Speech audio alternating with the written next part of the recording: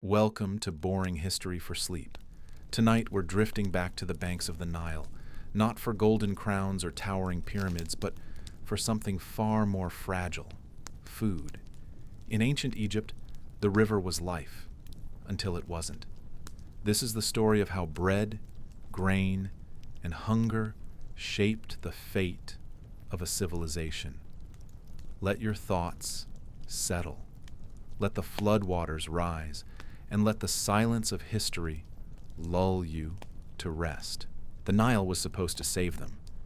Every summer, its waters crept across the land like a promise, soaking the fields, depositing rich, black silt.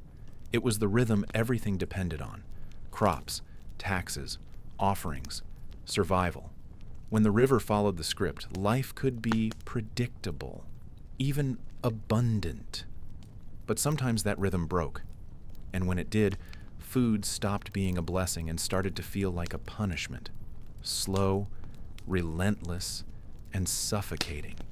Before we go further, make yourself comfortable. And if you're enjoying this journey through forgotten corners of history, consider subscribing. It helps more than you know. Drop a comment below with where you're watching from and what time it is. It's always fascinating to see how far this quiet little world reaches. In the years when the flood came too low, the harvest shriveled. Dry soil cracked open, seedlings withered, and irrigation channels ran shallow. The grain fields turned from green to dust. Farmers stared at empty sky, waiting for clouds that never came.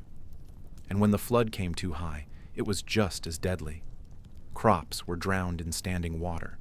Grain stores were waterlogged, and precious food turned to rot before it could even be harvested. Egypt's entire food system, bread, beer, fodder for animals, relied on that slim margin between too much and too little.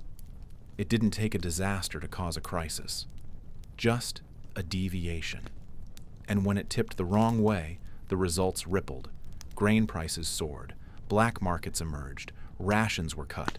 Temple officials tightened their control over distribution. People began to hoard. Priests performed elaborate ceremonies, asking the gods for mercy. Hapi, the spirit of the Nile, was honored with offerings made from the last scraps of flour. Even the royal court grew quiet, because no matter how golden your throne, you couldn't eat it. There are records from these periods, letters from officials lamenting shortages, fragments of papyrus listing reduced portions, tomb paintings showing smaller offerings. It was all subtle, all coded, but it told the same story. When the Nile betrayed its schedule, it wasn't just water that was lost. It was trust. In these moments, food became more than a resource.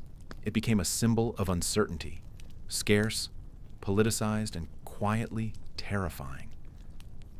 There's something deeply unsettling about watching the thing that sustains you turn into a threat. And for ancient Egyptians, that wasn't just a metaphor, it was a seasonal risk. The flood came on its own schedule. No calendar could predict it with perfect accuracy.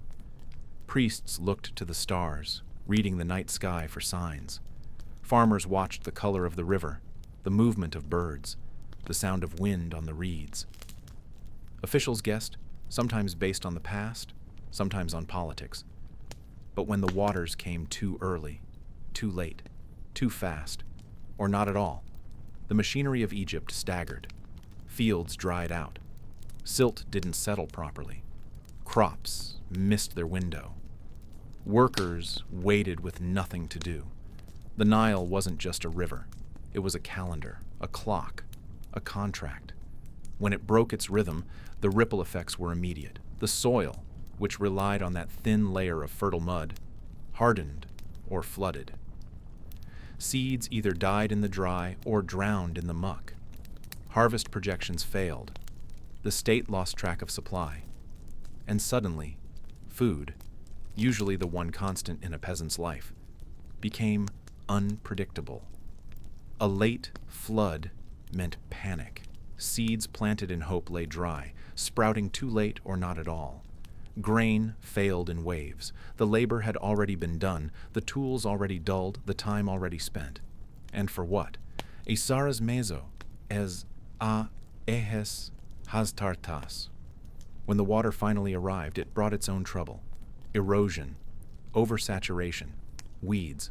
Crops were uprooted before they could grow. Even areas that weren't directly flooded suffered.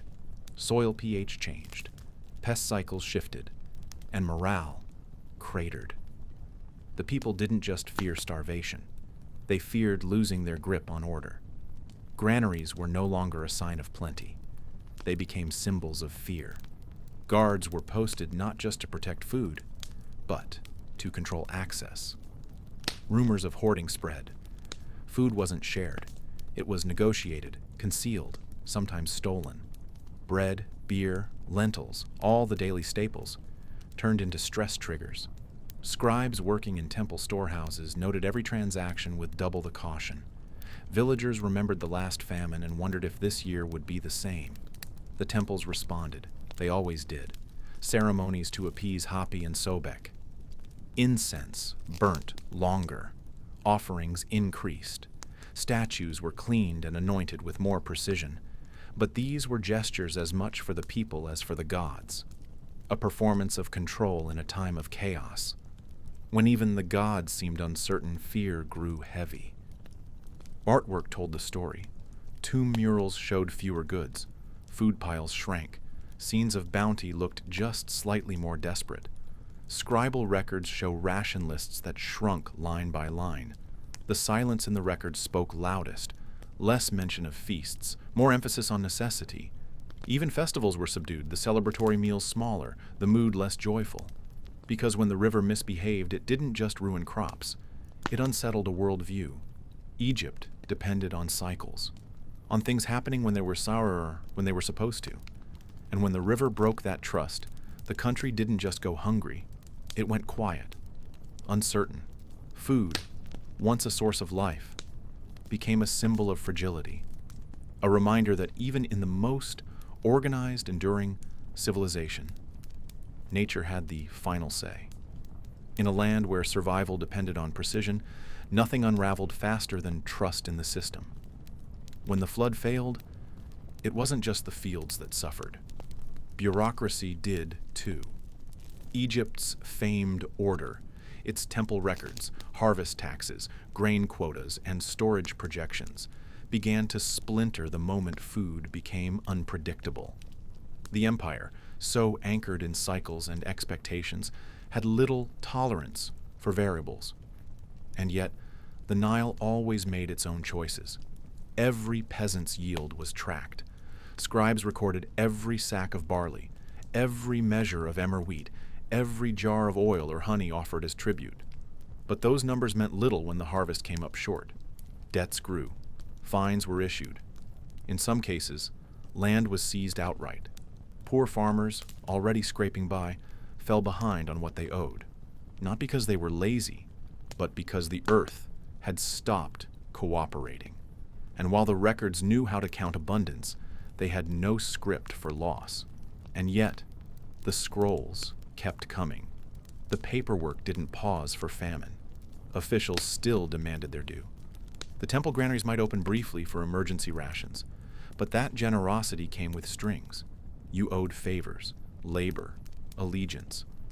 Maybe your child's service in a temple, or your livestock. Maybe your future. In lean years, food was power, and those who controlled it didn't forget who came begging. Distribution was never free. It was transactional, quiet, and calculating. The weight of that desperation bled into every corner of society. Marriages were delayed, sometimes indefinitely. Children were underfed, stunted. Elders, the ones with the least to offer and the most to remember, were often the first to go. Animals were sold, then eaten. Possessions bartered. Festival days, once bright with music and food, came and went with barely enough to justify a gathering. A feast became a memory. Even the afterlife, so often depicted with overflowing plates and endless provisions, felt harder to believe in when there wasn't enough to go around in the present. You can see it in the letters, those scraps of papyrus from officials and farmers, pleading or accusing. Someone always owed someone else. Someone always came up short. A landlord chasing tribute, a worker explaining why his field failed, a temple accountant recalculating rations. The language was formal, but the fear underneath was raw. And always, there was the silence, the things not written down, the conversations in doorways, the stolen grain, the desperate prayers, the sense that even in a civilization so skilled at recording everything, the truest parts of famine, the grief, the hunger, the shame, were too fragile to commit to ink, because when the Nile changed course, it didn't just wash away crops, it washed away certainty. Authority wavered, faith cracked, and the systems built to outlast time suddenly felt very temporary. And in its place came silence, hunger, and a new kind of fear, the fear that maybe the gods weren't listening anymore, or worse, that they were, and simply didn't care. The flood didn't just feed Egypt, it judged it. It was both miracle and menace, savior and saboteur. Too low, and famine whispered through the villages, drying up fields before the crops could sprout. Too high, and it howled, ripping through irrigation ditches, sweeping away livestock, drowning young shoots beneath waterlogged silt. But even when the water arrived in perfect balance, that was only the beginning. The work didn't stop. It intensified. The entire system of irrigation, so often praised in scrolls and tombs, so carefully maintained across generations, was a fragile web stretched across a land built on cycles and hope. Canals had to be cleared of silt again and again, a task that was never really finished. Channels had to be measured, dug, redug, patched after every storm. Shut-offs creaked in the midday sun, lifting water one splash at a time. Laborers, most of them conscripted, spent endless days knee-deep in mud, redirecting water by hand, battling both the current and the heat. There were no breaks, no shortcuts. When the water came too fast to guide, fields were overrun, dikes collapsed, and an entire season's worth of planning could be undone in an afternoon. Control was an illusion. Egypt's agricultural success rested on tools made of wood and stone, on inherited knowledge and communal memory, and on the slim hope that this year would be like the last. But the Nile had its own moods. It shifted, wandered, changed course with barely a warning. It did no explanations, it didn't leave instructions. The same river that made Egypt rich also made it constantly anxious. In that atmosphere of uncertainty, food storage became both lifeline and weapon. The state knew this. So did the temples. Granaries, massive looming structures of mud brick and plaster, stood like fortresses in the middle of cities and temple complexes. Their wooden gates were thick, their keys few. Inside, dried barley and emmer were stored in bulk, poured into deep silos, sealed with mud, guarded night and day. Because what sat inside those walls wasn't just grain, it was time. It was control. It was the difference between stability and collapse. Access was everything. Being on the right list, being owed a favor, being invisible just long enough to sneak away with a little extra. When famine loomed, morality bent. Theft became strategy. Hoarding became wisdom. Sharing became a gamble. Starvation was never equal. It was selective, shaped by politics, by proximity, by the invisible arithmetic of who mattered most. In private homes, storage jars grew dusty and desperate. Mice nested in empty containers. Bread baskets went untouched. Meals shrank from plates to hand-sized scraps. People stopped gathering. They ate alone. They wrapped loaves in linen and buried them beneath floors, hoping no one would notice. Sometimes even that wasn't enough. Neighbors watched each other too closely. Accusations flew faster than grain. And the granary doors, they stayed shut until someone powerful decided to open them. And when they did, it wasn't mercy. It wasn't generosity. It was leverage. Food in the right hands could shape behavior, command loyalty, buy silence. And all of this, all the desperation, the hunger, the bargaining, took place under the eye of the river, glistening in the sun, winding endlessly north, pretending nothing had changed. They feared the silos, not because of what was inside them, but because of what they symbolized: control, surveillance, hierarchy.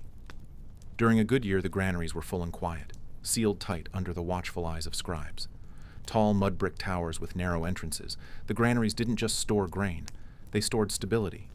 But in a bad year, they became pressure cookers. Everyone watched them. Everyone speculated. Everyone wondered what was left inside. And no one outside the temple circles ever really knew. Grain wasn't just sustenance, it was currency, leverage, and insurance. It paid wages, funded temples, settled debts, and smoothed over conflicts. In times of shortage, it became a weapon. Priests held the keys. Temple scribes checked the logs. Local officials, often corrupt or simply overwhelmed, decided who received extra portions and who went without.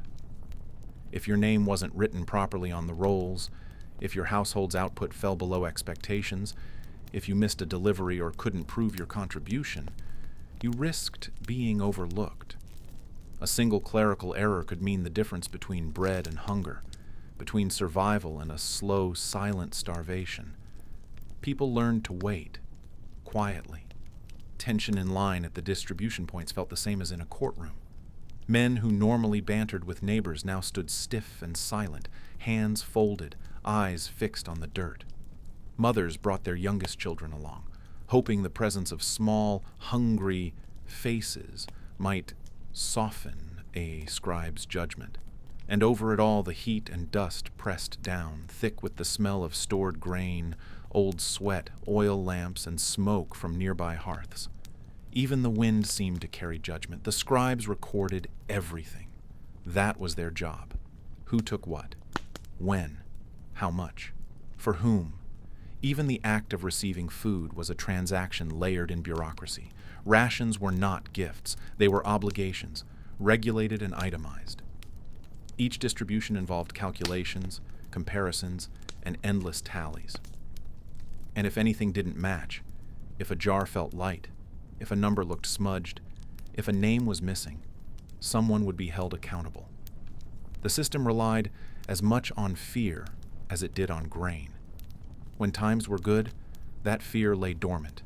It was routine, procedural, background noise.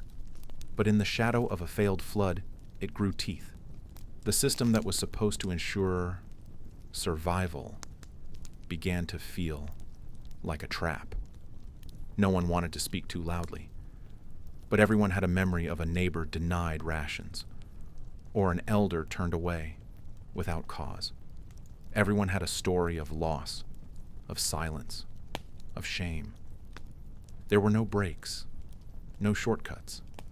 When the water came too fast to guide, fields were overrun, dikes collapsed, and an entire season's worth of planning could be undone in an afternoon. Control was an illusion. Egypt's agricultural success rested on tools made of wood and stone, on inherited knowledge and communal memory, and on the slim hope that this year would be like the last. But the Nile had its own moods. It shifted, wandered, changed course with barely a warning. It didn't know explanations. It didn't leave instructions.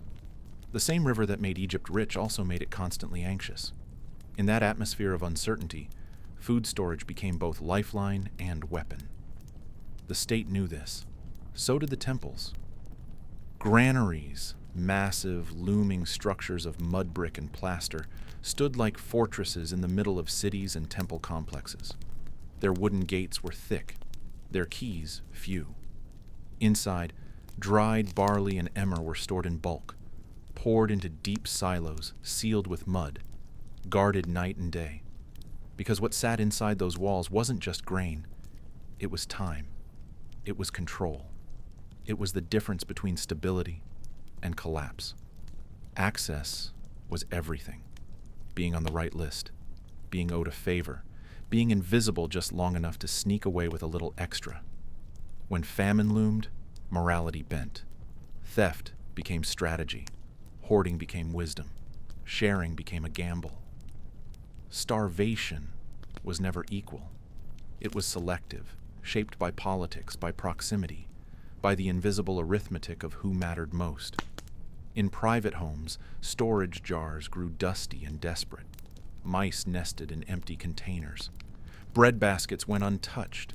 Meals shrank from plates to hand-sized scraps. People stopped gathering. They ate alone. They wrapped loaves in linen and buried them beneath floors, hoping no one would notice. Sometimes even that wasn't enough. Neighbors watched each other too closely. Accusations flew faster than grain. And the granary doors? They stayed shut until someone powerful decided to open them. And when they did, it wasn't mercy. It wasn't generosity. It was leverage.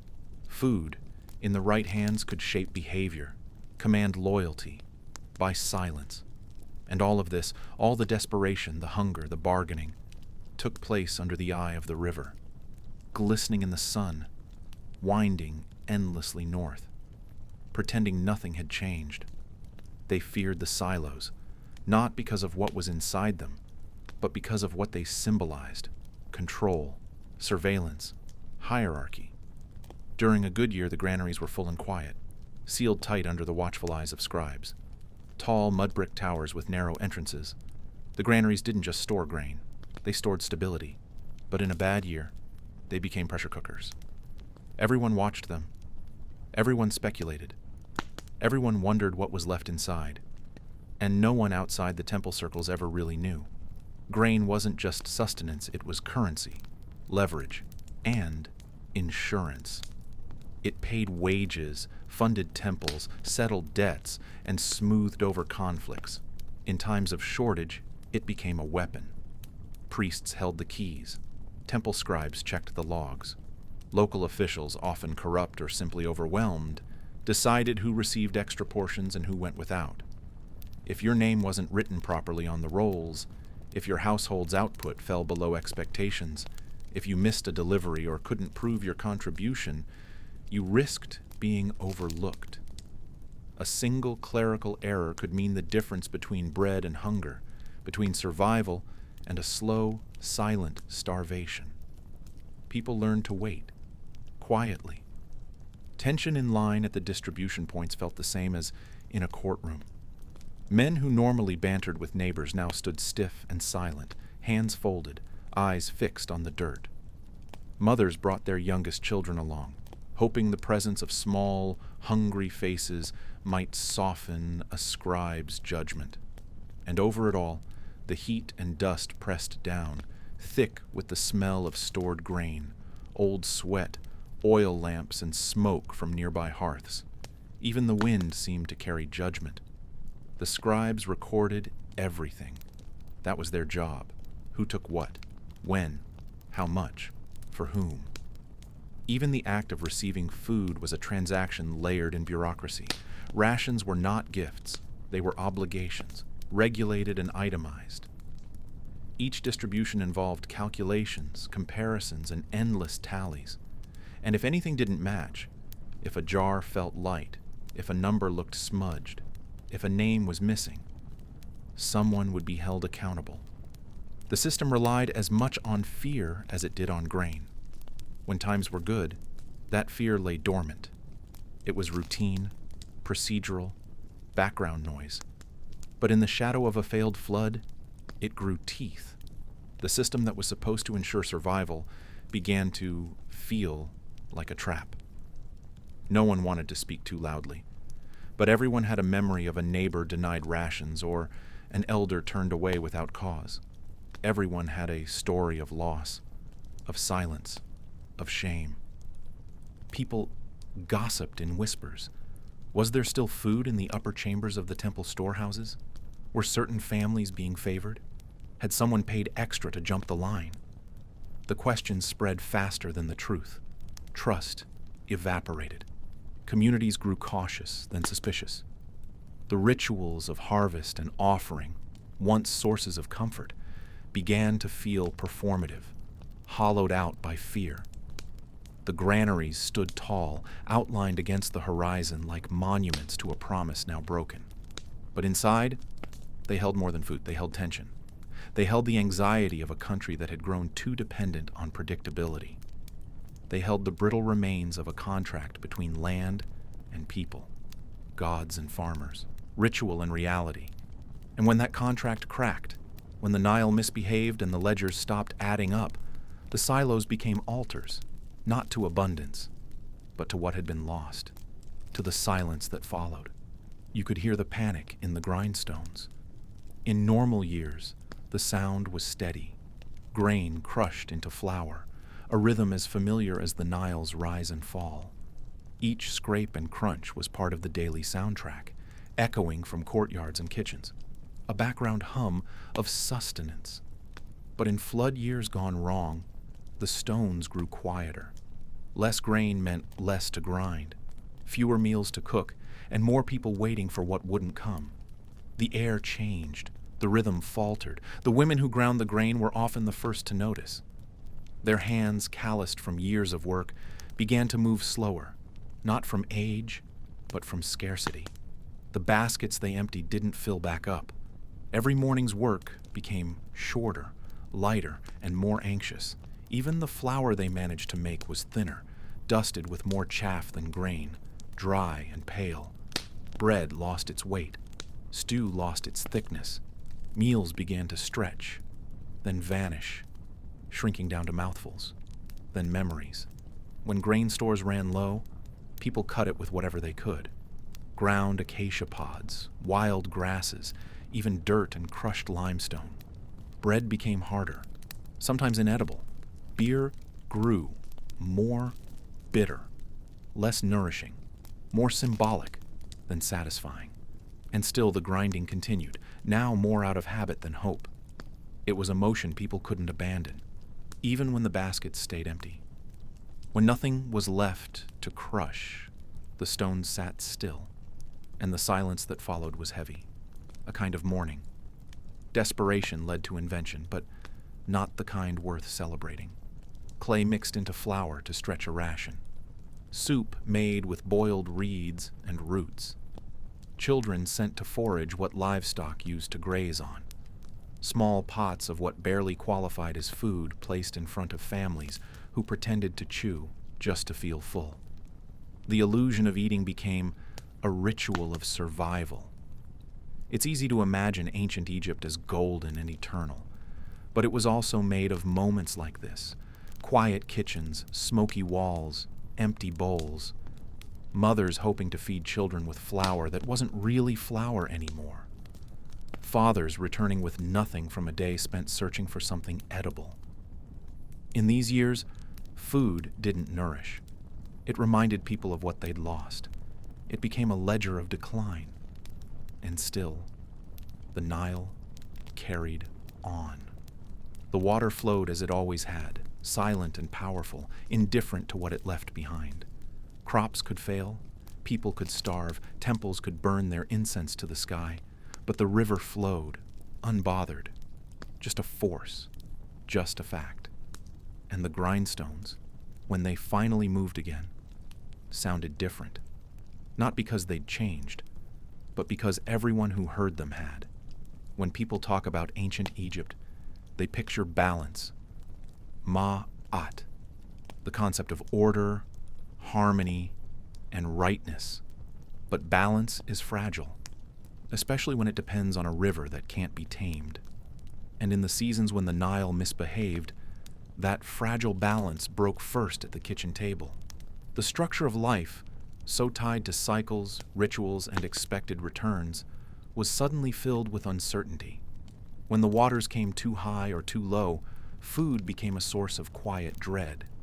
Food stopped being personal. It became strategic. Families rationed, portioned, and planned like officials managing a treasury. Meals were stretched thin. Bread was baked smaller, if it was baked at all. Beer was watered down until it lost its strength. Onions were halved, then quartered. Lentils were thinned into broths, and broths became warm water seasoned with whatever could be spared. What had once been a rhythm, morning bread, evening stew, turned into a negotiation not just of ingredients, but of hope. Children noticed first. They always do. Meals shrank, tummies ached, questions were asked. Mothers lied gently. Tomorrow there will be more. But the silos stood shut. The storehouses were guarded. And the temples, so often open-handed with grain, had little to spare. Even the offerings, once made of fresh bread, fruit, and meat, were now mostly symbolic. Priests performed ceremonies, lit incense, and chanted to the gods of the flood and the harvest. They asked for balance, for forgiveness, but prayers couldn't plow fields or grow grain. Rituals were steady, but the soil was not. In the homes of laborers and low-level workers, even cooking became a kind of ritual sacrifice. How much to use? How much to save? Who eats first? Who eats last? What can be held for tomorrow?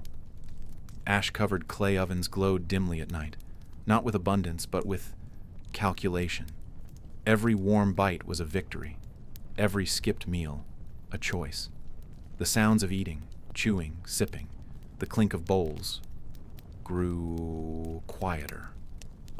Meals weren't shared with conversation, but with caution, and the uncertainty seeped into everything else, into marriages postponed, into children growing thinner, into old men staring at empty baskets, into temple records, revised again and again to explain the shortages, into stories told at dusk, not of glory or gods, but of the last good flood and when it might come again. And always, in the background, the Nile whispered. It promised life. It threatened disaster. Its waters could bless or ruin. They flowed, indifferent to hope, to hunger, to the 1,000 tiny decisions made in its shadow. And the people waited, watching the current, measuring the rise, listening for change, hoping the next flood would be different, hoping the food would stop feeling like a curse, and that maybe balance could return, not just in the river, but in the lives stretched thin around it. Even when the Nile behaved, when it rose and receded in the perfect rhythm, the harvest didn't always follow suit. Pests, rot, and disease waited in the margins. A season could look promising on the surface and still collapse before the first sheaf of grain was cut. Because in Egypt, food was never a guarantee. It was a gamble, a delicate choreography between nature, timing, and luck. Mice were a constant threat, not one or two, but swarms. As the floodwaters drew back and the land was thick with soft mud and sprouting crops, mice would move in by the thousands, chewing through stalks, stealing seed, nesting in storage bins. Some years were so bad that fields were written off entirely. Farmers, powerless, watched their food disappear a mouthful at a time. They built traps, dug barriers, even set fires at the field edges to drive them off. But the mice came anyway, drawn to the abundance like tiny, relentless thieves. In some records, there are mentions of whole villages cursing the vermin aloud, treating them like supernatural punishments rather than animals. People dreamed about them. They became more than pests. They were omens. Then came insects, locusts in the worst years, their wings darkening the sky like dust storms, devouring everything green. But more often, it was the subtle, creeping infestations, flies laying eggs in the grain, beetles burrowing into storage, worms ruining entire baskets of food before anyone knew they were there. Granaries had guards not just for thieves, but for pests. Every opening was a risk. Every delay, a vulnerability. A single gap in a wall could mean a ruined season. The insects didn't just eat. They multiplied, turned homes into nests, fields into chaos, and left behind larvae and waste that fouled everything they touched. Rot was quieter, but just as destructive. A flood that lingered too long meant standing water. Standing water meant fungus, mold, and root decay. Sometimes the crops grew tall and green, only to fall limp and diseased before harvest. There are tomb inscriptions that mention the stench of spoiled grain, a reminder that even abundance could turn on you. Entire silos filled with grain would have to be emptied, their contents shoveled out like waste. Workers covered their faces to avoid the sickening smell. Spoiled grain could sicken animals or ruin entire batches of bread. Some temples buried spoiled grain ceremonially, as if trying to cleanse the failure with ritual. Even animals weren't spared. Cattle fell ill when their feed turned moldy. Goats refused to eat what smelled wrong. Chickens died in their pens. The chain reaction stretched from field to table, from flood to fire pit. The very animals that once helped feed families became reminders of scarcity, and when livestock failed, so did the layers of comfort they provided. Milk, eggs, plowing, warmth. Losing a cow wasn't just losing food. It was losing labor, income, stability. And in those years, food became something else entirely. Not just a need, but a curse wrapped in waiting. You didn't just plant and hope. You planted and feared. Because you never knew what would rise with the water, or what would be waiting to take it all away again. That tension pressed down like heat on the back of your neck. It hung in the air, thick and wordless, as families gathered to check the fields each morning, unsure of what they'd find. That fear seeped into conversation, into ritual. Offerings were made not out of gratitude, but anxiety. Statues were anointed more often. Prayers stretched longer. Scribes documented harvest conditions with double caution, noting not just weight, but color, smell, texture. Grain was tested before it was trusted. Every bite of bread was earned twice, once in the field, and again in the uncertainty of what might come next. Hunger didn't always arrive as emptiness. Sometimes it arrived masked in plenty, only to spoil overnight. In ancient Egypt, food could be feast or famine, but even more often, it was uncertainty, a fragile balance, written in mud, measured in handfuls, and always watched by the river. There were years when the Nile didn't just misbehave, it became a threat. Too much water too quickly, and entire fields disappeared beneath standing floodwaters. Villages turned into islands, irrigation canals overflowed, homes of mud brick melted into sludge. The very source of life became something closer to a quiet disaster. It crept in slowly, disguising itself as abundance, then revealed its weight with devastating calm. In those moments, the problem wasn't a lack of water, it was its persistence, its refusal to recede. Crops drowned, seeds rotted, grain sprouted in the fields before it could be harvested. What was supposed to grow strong under the kiss of the flood, instead, dissolved in it. The silos stayed empty, not because nothing had grown, but because everything had grown at the wrong time, in the wrong way, and in the wrong places. Farmers couldn't trust the timing of the seasons. They couldn't rely on the soil. What they could rely on was the feeling of watching months of labor vanish into puddles and mud. Floods also brought disease. Standing water bred mosquitoes, and with them, fever. Contaminated runoff leaked into wells and communal basins. Even livestock water troughs turned foul. People fell ill, not from starvation directly, but from everything hunger invited in. Malnutrition weakened the body. Infections found easy homes. Eyes grew sunken. Children stopped playing. There were fewer conversations in the village squares. Everything slowed down. Temple records mention purification rituals increasing during high flood years. More offerings, more incense, more sacrifices. Not just to thank the river, but to quiet it, to plead for restraint. Priests fasted. Processions walked through waterlogged streets. Statues of gods were washed, polished, redressed. There was a growing sense, during the worst seasons, that nature wasn't just indifferent. It was angry. The river, once trusted, now had a temper. And still, the river rose. Families moved when they could, setting up camp on higher ground with whatever food they could carry. Boats became homes. People lived in temporary shelters built from reeds and soaked linen. Others stayed, ankle-deep in mud, waiting for the waters to recede, waiting for the fields to reveal what they'd become, waiting for a sign that the worst had passed. But the waiting was quiet, empty, like the land. Some never came back. Whole plots of farmland vanished. So did villages. Names that once appeared in tax records simply stopped showing up. Houses crumbled and were swallowed by weeds. Roads turned into canals. Graves were lost. Stories faded. Because when the Nile punished, it didn't always leave survivors to complain. Only silence. And silt.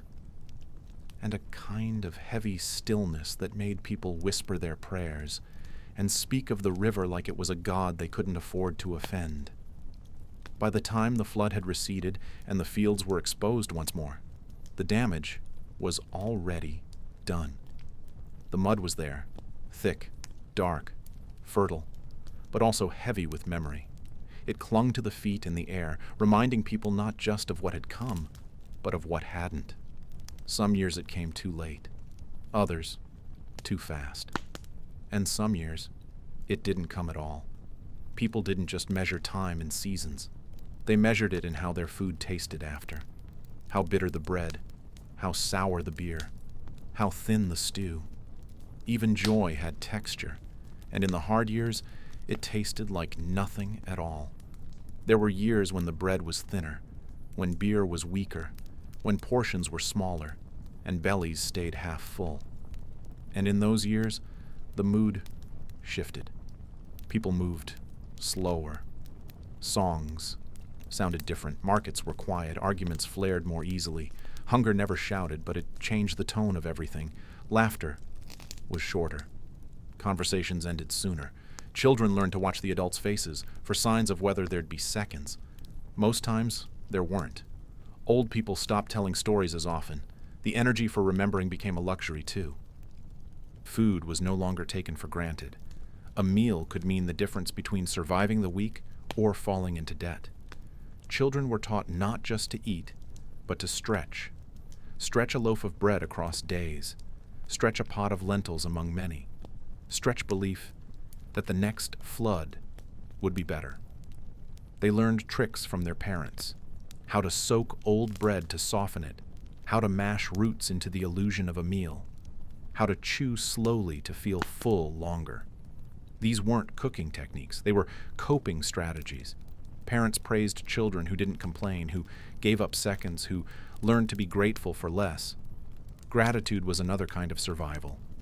And in temple kitchens and granaries, the numbers told the truth long before the priests would.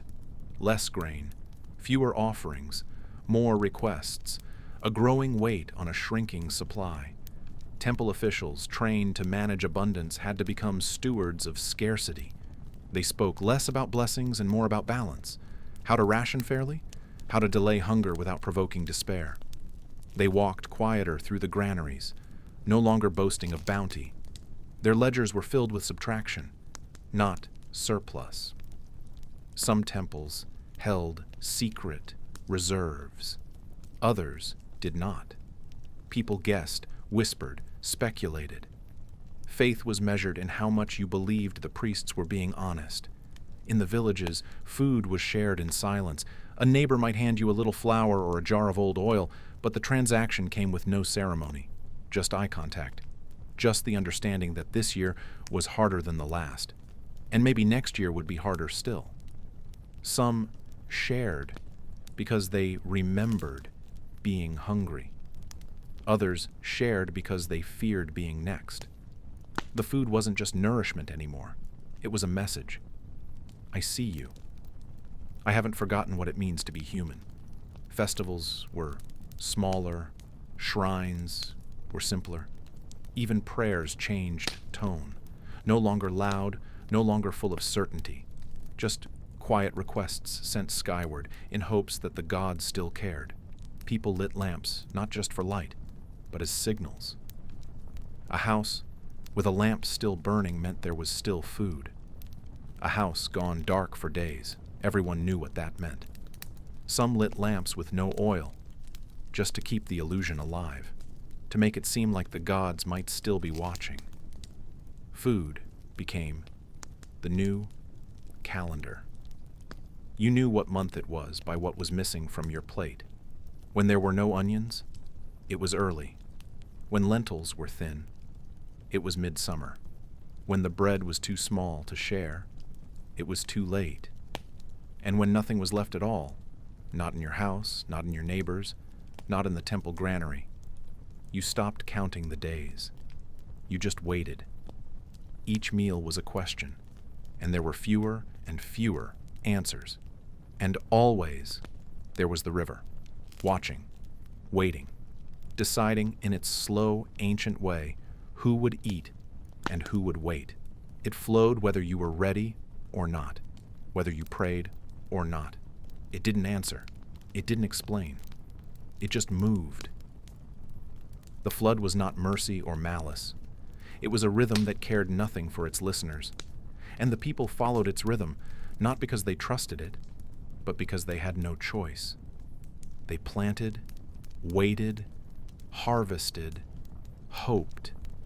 They watched the water and learned to live with its silence, and in the silence, they learned to endure. There were no alarms when the flood came too high. No sirens, no radio warnings, no sealed walls to hold the water back. Just the steady sound of the river rising, creeping past its edges, swallowing boundaries laid down by memory and custom. What began as celebration, a sign the gods were generous, could quickly twist into dread. Fields closest to the river were the first to go. Seeds floated away. Dikes collapsed. Footpaths turned to mud, then to pools, then to standing water that baked under the sun and drew swarms of insects. The carefully planned irrigation channels were buried, confused in a blur of excess. Where order had ruled, chaos pooled. And when the water didn't recede fast enough, it didn't just ruin a harvest. It erased it, root and grain, hope and effort. Homes built near the edge, because proximity to water meant convenience, were suddenly vulnerable. Mud brick walls softened and crumbled. Thatched roofs leaked or fell in. Entire village corners had to be abandoned. People moved with their bundles and baskets, trying to save tools, grain, goats, anything not yet ruined. The animals resisted. The children cried, and under the surface, anxiety churned. There was no recourse. You couldn't drain the Nile. You could only wait and hope it remembered how to retreat. In towns farther from the floodplain, the effects still rippled. Grain prices rose. Trade routes were blocked. Boats were redirected or delayed, weighed down or unable to navigate silt-clogged channels. Temple festivals were postponed or downsized, and the people noticed. Offerings shrank. Hymns softened. Even the scribes grew cautious, documenting not just what was lost, but what might not return. Their handwriting betrayed the mood. Careful, tight, uncertain. The water would eventually go, but not without leaving behind damage. Soggy grain, rotted roots, spoiled fish, mold in the granaries. Walls weakened. Seeds turned useless. Pests thrived in the wake of it all. Flies, beetles, mildew, rot. What was meant to nourish had turned volatile, and as families took stock of what was left, the conversations turned to blame.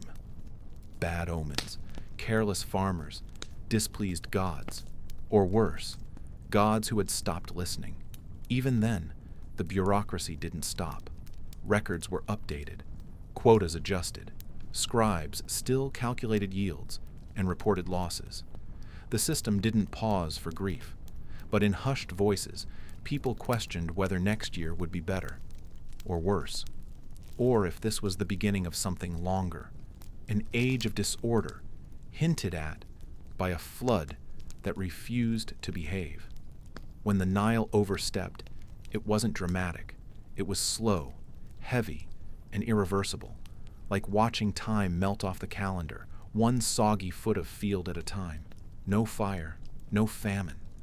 Just too much of what they once called a blessing, creeping into their homes, their ledgers, their prayers. And even as the water receded, it left behind a new kind of silence. Not empty, but waiting. Braced, listening for the river's next decision.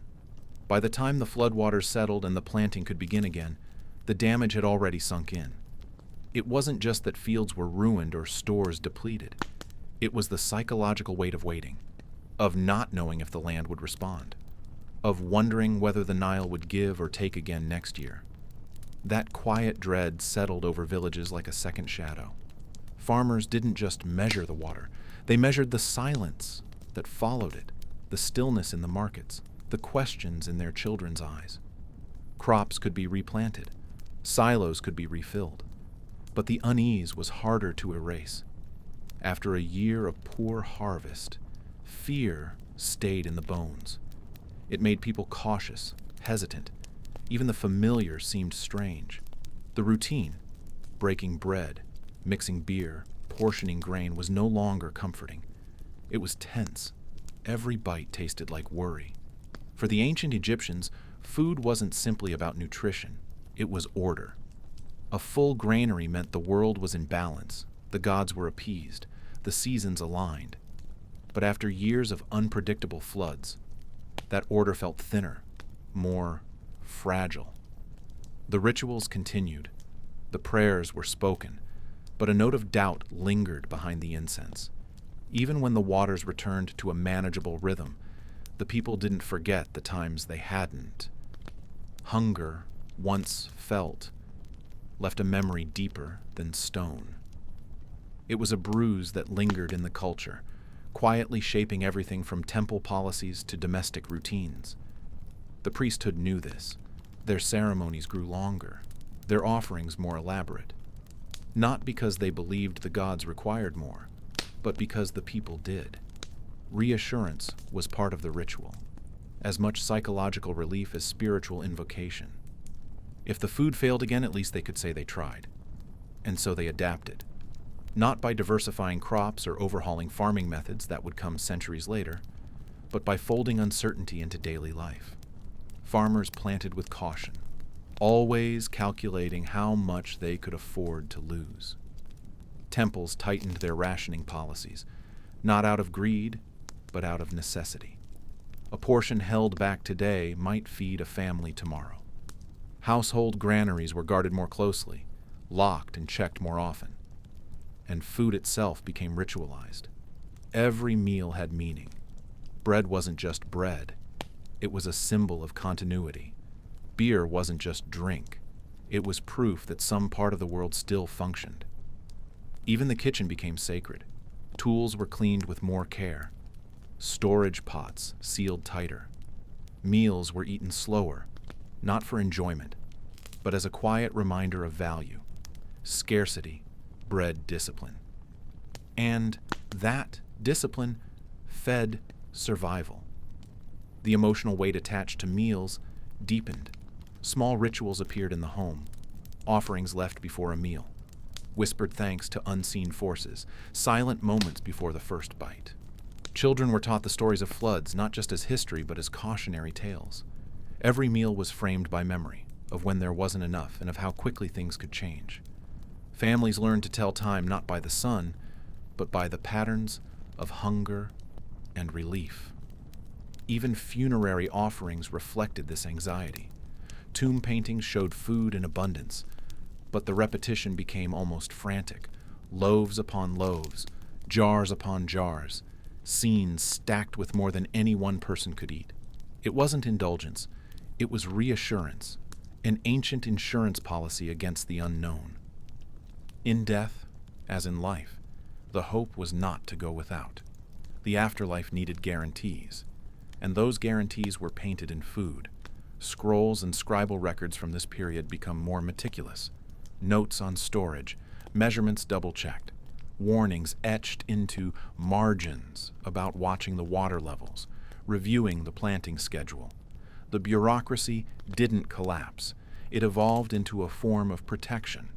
an attempt to make unpredictable things predictable. But behind every column of numbers was a human face, a flicker of uncertainty, a hope that this year might be kinder. The fear crept into language too. Phrases shifted. Blessings became more conditional. If the river allows, replaced when the river gives. People spoke in softer tones around grain, as if to jinx it was to lose it. Because the Nile was never just a river. It was a cycle, a test, a quiet ruler. Its generosity was vast, but so was its indifference. And food, caught in that current, became both a comfort and a reminder of how close life sat to loss, and how fragile even the most powerful civilization could feel. It's easy to forget that bread, the most ordinary of foods, became the center of conflict during bad flood years. Emmer wheat and barley, the staples, were not just ingredients. They were lifelines. And in seasons of scarcity, the ovens didn't just bake, they betrayed. When the Nile faltered and the crops failed, bread became a symbol of inequality, desperation, and quiet resentment. People didn't starve all at once. They ran out of choices first. Families relied on daily baking. Small, dome-shaped ovens fueled by straw or dung baked coarse loaves that could crack teeth. Flour was hand-ground using stones, and tiny fragments of grit were often baked in with the grain. Over time, that grit wore down the enamel of entire generations. Jaws ached. Abscesses formed. But bread was still eaten, because there was nothing else. Even the pain of chewing became part of the routine. When grain was short, even that comfort disappeared. Ash replaced flour. Flour was stretched with ground acacia pods, crushed lupine seeds, or whatever forage substance could bulk out the dough. In extreme cases, earth and clay were added, not because it was nutritious, but because it gave the illusion of volume. Bread wasn't bread anymore. It was filler, dry, bitter, barely edible, a thing to chew and swallow to keep the body moving. It left bellies full but bodies weak, and still, people fought for it. The social strain was visible everywhere. Markets grew tense and quiet. People counted loaves instead of coins. Children were sent to barter for bread, not toys or sweets. Neighbors eyed each other's chimneys. A home that smelled of baking became a target for suspicion. What had once been a communal comfort, baking together, sharing meals, began to fracture. Bread became private, even secretive. The rhythm of baking, once a background hum in every village, became hushed and uncertain. And then came the accusations. Hoarding, theft, secret storage in sealed jars hidden beneath floorboards, cracked pots filled with dry grain disguised under blankets. People lied about how much they had. Some villagers stopped baking openly. The scent of fresh bread could draw envy, and envy could become action, quiet theft, or even violence. In some households, meals were made and eaten in silence, curtains drawn against watching eyes. In some communities, disputes arose over access to communal ovens, whispers of sabotage. Someone's loaf burned? Maybe it wasn't an accident. Someone's grain went missing? Maybe it was their neighbor, maybe not. Trust frayed. A society that once shared from the same fields and ovens began to wall itself off in fear. Some villages fractured entirely, neighbors moving away, bonds broken not by war but by hunger and mistrust. There are no detailed records of bread riots from ancient Egypt, but the signs are there if you know where to look. Abandoned settlements in years of known drought, disrupted accounting in temple food records, tax logs that pause unexpectedly. Temple donations drop suddenly. Burial goods become sparse and rushed. The people who once believed in an eternal supply of grain for the afterlife could no longer afford to give it in the present. Even tombs grew smaller and less generous. Death, too, became modest. Bread, so simple, so essential, became a measure of who would survive the next flood and who would not. It was no longer just sustenance. It was a quiet currency of power. and a fragile line between stability and collapse. And when that line was crossed, it didn't snap loudly. It frayed, slowly, loaf by loaf, bite by bite. The granaries were supposed to be the safety net. Massive mud brick structures with thick walls and narrow openings, built to preserve Egypt's harvest against insects, moisture, and time. They were part vault, part temple, sacred places of storage where the wealth of the land sat in measured silence. They represented certainty in an uncertain world, but in flood years they became something else entirely, battlegrounds of scarcity and suspicion. In good times, these storage sites were filled methodically. Scribes recorded every delivery with a steady hand. Laborers stacked sacks of grain in tight rows, moving in practiced rhythms under the watchful eyes of overseers. Guards stood at the entrances, spears resting but ready. A year's worth of planning, condensed into a dry, dim chamber. The rooms, heavy with the scent of earth and stored labor, whispered promises of survival. But in bad years, the granaries took on a different tone. They no longer whispered. They loomed. When the harvest was light, access to grain tightened. The narrow doors stayed closed longer. Keys were held by the powerful, and grain became a tool of negotiation. Villages pleaded for extra allotments. Temple priests, cloaked in authority, decided who received what, when, and how much. These decisions were wrapped in ritual, cloaked in divine justification, but underneath the incense and ceremony lay something colder, a ledger. The tension was often invisible on the surface. Scribes still wrote their tallies in neat lines. Officials still inspected the stores with ceremonial calm, but rumors spread faster than any parchment could be copied. Accusations of favoritism, whispered bribes, granary workers quietly slipping extra measures to relatives or neighbors, theft disguised as miscounts, a name changed, a jar swapped, an error here, a smudge on a papyrus record there. No one said it outright, but everyone knew the grain was not equally distributed. And outside those thick granary walls, hunger grew louder. People measured their lives in rations and days. Women lined up with jars and sacks, hoping for a few handfuls more. Elders remembered past famines and spoke of years when the doors stayed shut too long, when food stayed locked away while fields lay fallow and bellies shrank. Hunger wasn't just physical, it was psychological. It shaped behavior, narrowed thought, made neighbors into watchers and families into quiet competitors. Sometimes the doors opened late, sometimes not at all. And when they did, the relief was cautious, strained, and incomplete. Inside those mud brick walls, grain sat still, untouched, protected against time. Outside, time dragged. Children grew thinner. Markets emptied. The longer the granaries remained sealed, the more people asked why the gods would allow such silence. The rituals continued, but the faith behind them wore thin. The granaries, once built to protect the people, now served to divide them. Inside, quiet, dry, full. Outside, restless, waiting, hollow. What had once been a monument to preparation had become a monument to inequality. And as the seasons turned and the floods failed or overwhelmed, the tension around those walls only grew.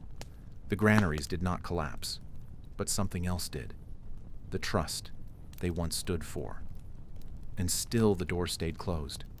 When the Nile overreached its banks, it didn't just drown crops. It changed everything. Roads became rivers. Fields vanished beneath water and silt. Homes were stranded like islands. The paths that once led to neighbors, markets, or temples turned to channels of muddy, impassable current.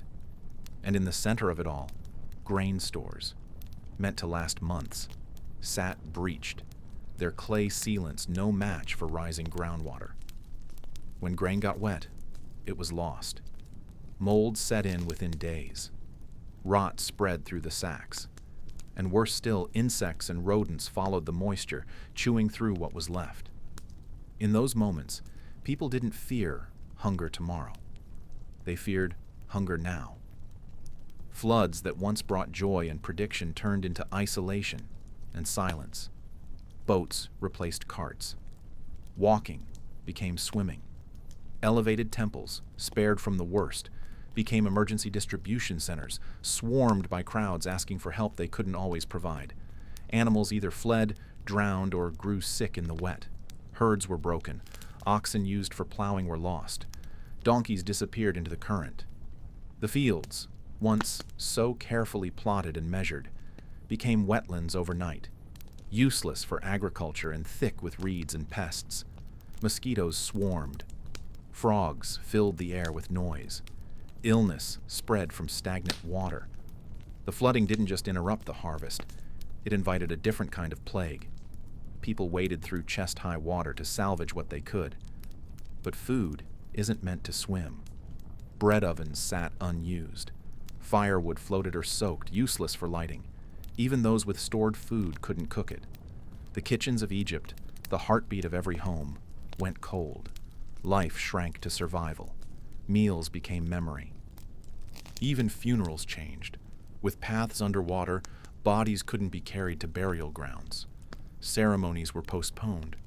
Grief was stretched and suspended. Families waited for the water to recede, holding on to the dead for days, sometimes longer. The emotional weight piled on top of the physical exhaustion.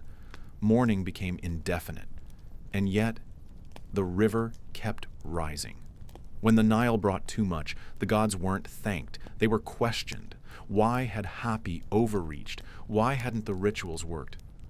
Priests grew silent. Ceremonies became more frequent, but less certain. Offerings were made with trembling hands. In the faces of the scribes, worry etched deeper lines. Under a sky of shifting clouds, as the river continued to swell, doubt crept in, like the water itself. Doubt in leadership. Doubt in divine favor. Doubt in the very rhythm Egypt had been built on. Because when the one thing that always came through, the Nile, turned destructive, it wasn't just a crisis of food. It was a crisis of faith. And there was no recourse. Just waiting, watching, hoping the water would fall before everything else did. And when it finally did, slowly, inch by inch, the damage remained. Soggy fields, empty silos, a river that had given too much and then receded, leaving behind silence, mud, and hunger. Some meals were never meant to be remembered. They weren't cooked with joy or shared in celebration. They were cobbled together from what hadn't spoiled, what hadn't been eaten by rats, what hadn't sunk into mold at the bottom of a cracked jar. These were the meals of desperation. Thin stews, boiled weeds, the last crumbs swept from storage jars. Meals made with hands that trembled from fatigue, with ingredients that held more risk than reward, and less flavor than anything else. Meals whispered into clay pots under low light, eaten quietly, out of necessity, not hunger. In a time when the Nile didn't cooperate and when granaries were low, food became an act of survival in the most literal sense. People foraged in the margins, drifting from routines to scavenging. Along the riverbanks, they pulled roots and reeds. Wild plants that normally weren't eaten were chopped and boiled, sometimes multiple times, just to make them safe, or at least less bitter. Hunger dulled caution. Toxicity became a sliding scale. If something didn't make you sick right away, it was probably good enough. Rumors circulated about what worked, what might kill you slowly versus quickly, and even those warnings blurred as days passed. Fish that were normally tossed back were kept. Bones were picked clean, not a scrap left. Even the skin was cooked into gluey strips and swallowed. Birds were caught in woven traps or nets and roasted whole, feathers and all if necessary. Meat was rare, and when it did appear, it was often stringy, tough, salted into leather-like strips or buried in grain to keep it from spoiling. Nothing was wasted, not even the organs. A liver could stretch a pot of stew. A gizzard could flavor a bowl of boiled lentils. Blood was used as broth. Feet were boiled into gelatin. The heads of animals were simmered for hours just to coax flavor from the bone. Every part had a purpose because the alternative was nothing. Salt, when available, became precious. Smoke became a tool. Drying racks were constructed hastily, hoping to stretch a piece of food a few more days. Spoilage still happened. Bellies still turned. But when the alternative was hunger, even spoiled food became a question of risk versus survival. Children were taught what to scrape, what to sniff, what to stir longer. Recipes weren't collections of ingredients, they were survival strategies. Wisdom was passed down in instructions that began with phrases like, "If you have nothing else," or "This will do, if the gods allow." Insects were sometimes eaten. Beetles, ants, larvae. Not openly, not with pride, but with resolve. Roasted, crushed, or hidden in grain to add texture and a faint protein taste. In villages where animals had vanished and crops had failed, the line between desperation and adaptation blurred. Food was redefined not by its taste, but by its ability to not kill you. Even spoiled dates, once luxuries, were soaked and mashed for sweetness. Grit was swallowed without protest. If it filled the space in your stomach, it counted. No records describe the taste of these meals in vivid detail, but they didn't need to. Their purpose wasn't to be enjoyed. It was to get someone through the day, to keep hands moving, to keep children breathing, to outlast the next dry week, the next bad flood, the next empty storeroom. And when the food ran out, stories filled in the gaps, myths of abundance, of golden loaves, of endless dates and figs waiting in the field of reeds. The afterlife was full of banquets because this life so often was not. Imagining food became a substitute for having it. Dreaming about it was easier than describing what sat in your bowl. These weren't meals of comfort. They were meals of endurance, quiet, plain, and heavy with the knowledge that tomorrow might not offer more. But still, they were made, stirred, swallowed, and remembered only in the body that kept going. And sometimes, that was all that could be asked. For one more hour, one more night, one more mouthful of something that didn't make you sick. That was survival. And in years when the river failed them, that was enough. When water receded and the fields began to dry, what was left behind wasn't always a promise. It was sometimes rot. The flood didn't just nourish, it also brought decay. Anything not harvested in time could turn quickly. And in years when the flood lingered too long, mold and mildew thrived. Grain spoiled, roots softened. What was once food became a hazard. What the river left behind could be more dangerous than what it had taken away. Spoilage wasn't just unpleasant, it was dangerous. Rotten grain could cause illness. In damp granaries, entire stores might be lost to moisture, insects, or fungus. Some molds carried toxins that had no name but left their marks. Dizziness, nausea, blurred vision, fevers, rashes. But with nothing else to eat, people still tried. They sifted, picked, scraped away the worst parts. They hoped that maybe this time the sickness wouldn't come, that maybe it was only the smell and not the sickness, that maybe their children could eat without falling ill. Temples sometimes stepped in, offering whatever stores they had that hadn't been compromised.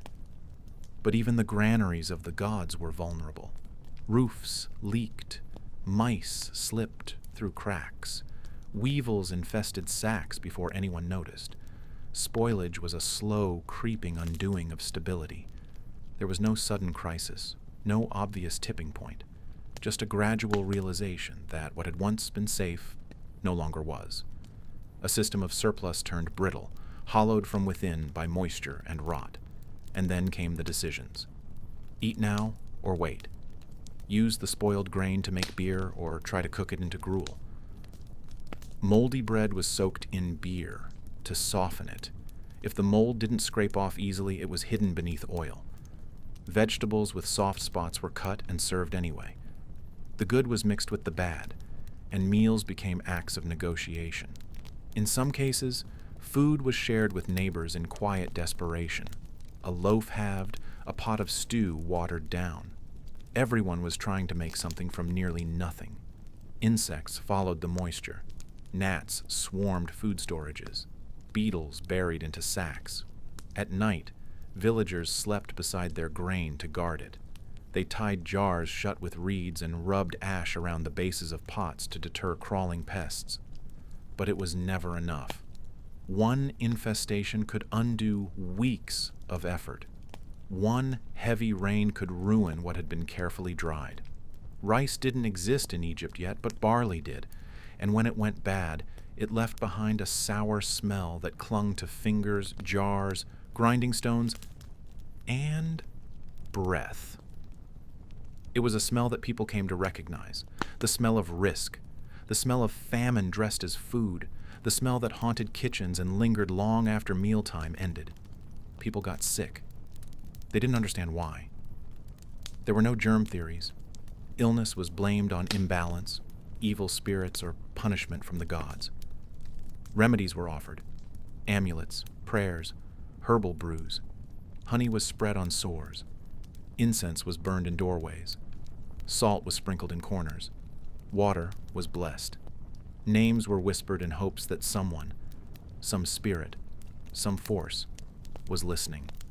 Scribes recorded odd patterns: more deaths than usual, more offerings to healing gods, fewer temple donations from villages that once contributed regularly. The signs were there, written between the lines. A system reacting to invisible threats.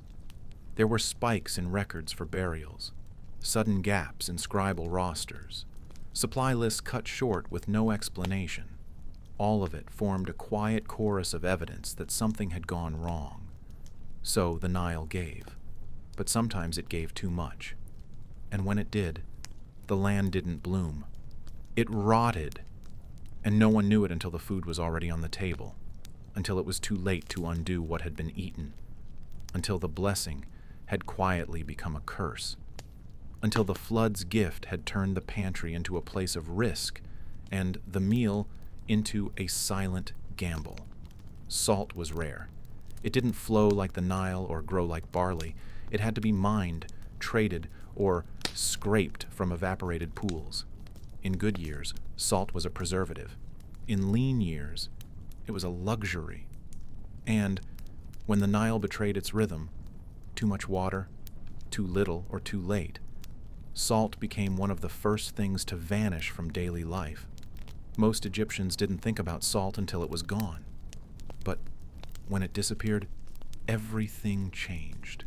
When the floods failed or swelled too far, food didn't just become scarce, it spoiled.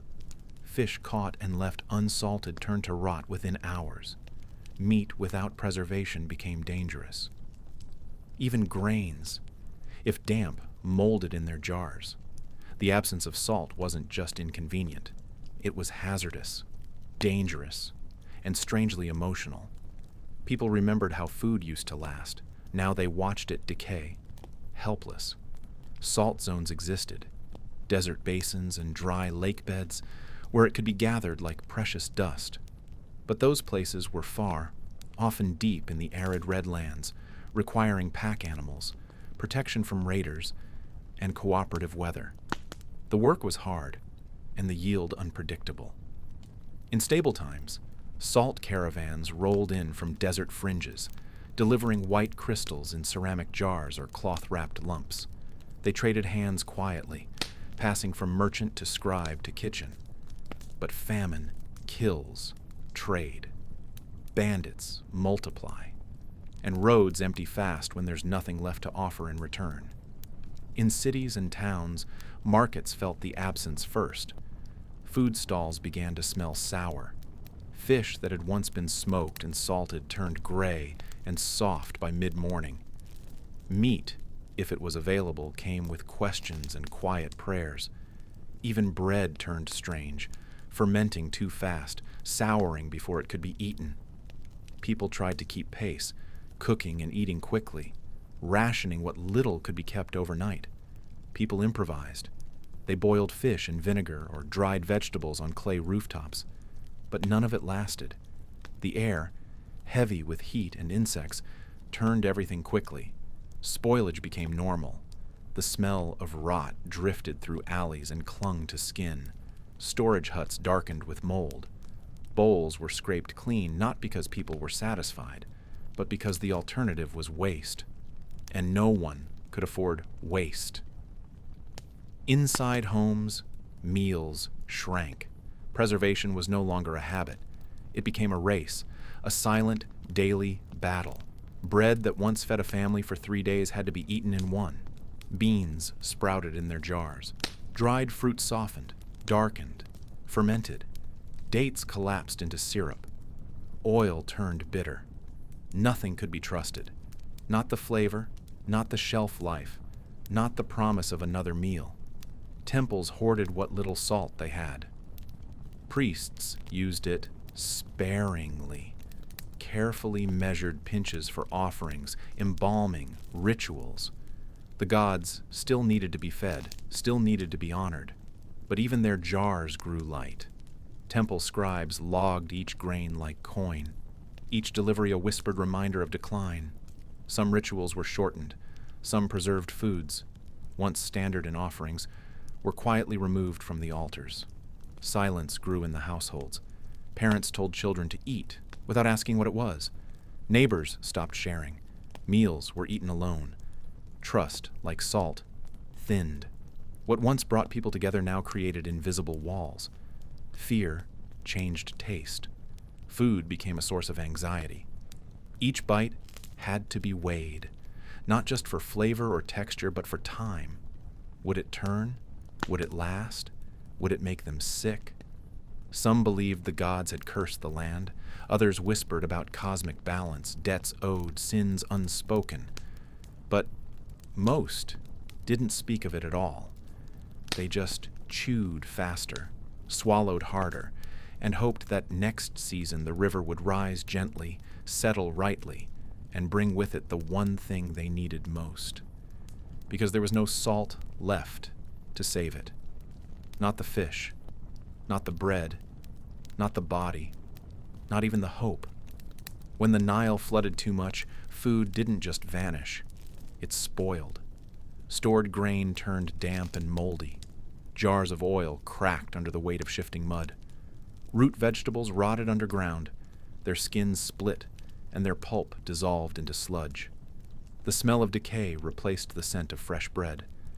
And once that happened, there was no turning back. No second harvest, no rescue. What had been a season of promise became a season of rot. Flooding wasn't just a matter of too much water in the wrong place. It was a creeping, silent undoing. It seeped into the walls of storage rooms, long thought safe. It loosened foundations that had stood for years. It broke clay seals, dislodged rooftops, and soaked papyrus records beyond recognition. Water crept into homes, temples, granaries, anywhere grain had been stored with faith. And once it was there, the damage began slowly. The smell gave it away first, then the flies, then the silence of a space where food once waited, now useless. Rot moved faster than hunger. It wasn't dramatic, it was quiet, invisible at first. A blackening at the base of a basket, a dampness in the corner of a granary. But it changed everything. Ritual offerings couldn't be made. Temple reserves were questioned. Priests whispered about omens. A rotten loaf meant more than just a lost meal. It meant the gods might notice the failure. It meant the protective rhythm had broken. And when the gods were displeased, fear grew in places deeper than the stomach. Even animals felt it. Floodwaters disrupted grazing lands, killed poultry, soaked fodder, chickens drowned in their pens. Goats bleated from rooftops, stranded. Farmers found themselves with hungry livestock and no way to feed them. In desperation, some were slaughtered early, salted, and stored. But without dry conditions, even that preservation was a gamble. The salt clumped, The meat sweated. The gamble often failed. Storage strategies that had worked for generations were suddenly liabilities. Sunken thresholds, cracked jars, baskets that let in moisture. Techniques passed down for centuries faltered under the weight of too much water. Innovations didn't arrive in time. Old wisdom buckled. And still, the river rose. The emotional toll of food spoilage ran deep. Families who thought they had enough suddenly found themselves rationing. Meals planned were postponed. Celebrations were canceled. Dreams of comfort or safety were pushed to next season, next year. Hunger was expected during low floods, but spoiled food during high floods brought a different kind of fear. It wasn't just absence. It was betrayal. Food you worked for, prayed for, now made you sick. Now mocked your labor. It eroded more than diet. It eroded confidence. Parents who had stored well were ashamed. Leaders were questioned. Gods were doubted. Food rotting in silence became a kind of warning, a signal that no matter how much you prepared, control was still an illusion. Because what's worse than no food? Food you thought you could count on, turned against you. The Nile gave, they said, but when it took back, it didn't do so loudly. It did so slowly, softly, under the surface, until one day all that was left was damp grain and unanswered prayers. There's a strange silence in the archaeological record. Not the absence of artifacts, but the absence of abundance. In certain layers of excavation, offerings disappear. Storage jars shrink. Food preparation tools show more wear but less variety. Cooking pits are reused beyond their expected lifespan. Hearths, once social centers, become mere necessities. It's not dramatic. It's not a collapse. It's a slow fading of plenty, a gradual retreat from feast into frugality. And often that fading coincides with irregular flood years. Floods that came too late, too shallow, or too harsh. Floods that deposited too little silt or too much destruction. These weren't catastrophes that broke the state, but small deviations that broke routines, just enough to dull the sharp edge of security. The Nile was still there, but its promise had grown uncertain. The line between providence and punishment blurred with every inch of miscalculated water. Temples that once boasted of feasts began recording more prayers and fewer sacrifices. Instead of grain piled high on altars, there were symbolic tokens. Small handfuls, gestures more than gifts. Priests adjusted the rituals. Gods who were once offered 5 loaves and a roasted duck received 2 flatbreads and a pinch of salt. The ceremonies still happened, but they echoed. Devotion remained, but it had to be measured. The divine contract now came with budget constraints. Even incense was burned more sparingly. In households, the same adjustment took place. Recipe repetition increased. Families stretched legumes further, reused oil longer, boiled bones into weaker broths. Food preparation became cautious. Bread molds shrank. Ingredients grew simpler. Spoons wore down. Pots cracked but were kept in use. They didn't write about it. Ordinary life rarely left a record, but they left behind the traces. Pottery scraped nearly translucent from constant use. Layers of soot accumulating where meals had once been shared. Sometimes families ate together in silence, not out of ritual, but fatigue. Hunger didn't roar. It pressed gently, constantly, like sand against stone. Children learned to go without second helpings. Adults gave up portions without speaking. Elders gave up meals altogether. There wasn't panic, just weariness. A kind of solemn agreement that this was how things had to be for now. And through it all, they endured. The curse of flood years wasn't always catastrophe. Often it was the burden of less. Less to eat, less to trade, less to hope for. The people who lived through those times adjusted their expectations. They learned to see a half meal as fortune, a surviving crop as grace. The vocabulary of gratitude became smaller, more precise. A fresh fig was not just fruit, it was a quiet miracle. A full cup of beer became something to share slowly, not gulp. No uprisings, no riots, just a quieter rhythm. Days marked by hunger without collapse. A long, stretched season of restraint. The drama was internal. The epic was survival. Parents made meals last just a little longer. Farmers sowed again without certainty. Faith didn't vanish. It narrowed. The stories they passed on were more measured. The gods still listened, but perhaps not as loudly. And when the flood finally returned to balance, when the silt came again and the fields responded, there was no celebration in the record. Just a return to normal. A sigh, not a cheer. No statues were raised, no poems composed, only the return of bread and the end of counting bites. Hunger faded like a shadow, not like a storm. The flood had always been a god, but like many gods, it was unpredictable. And in its shadow, food became less of a gift and more of a test, a quiet, yearly examination of what people could endure and how softly they could carry on. They passed not with victory, but with persistence, not with abundance, but with grace. There were years when food didn't just vanish, it turned against people.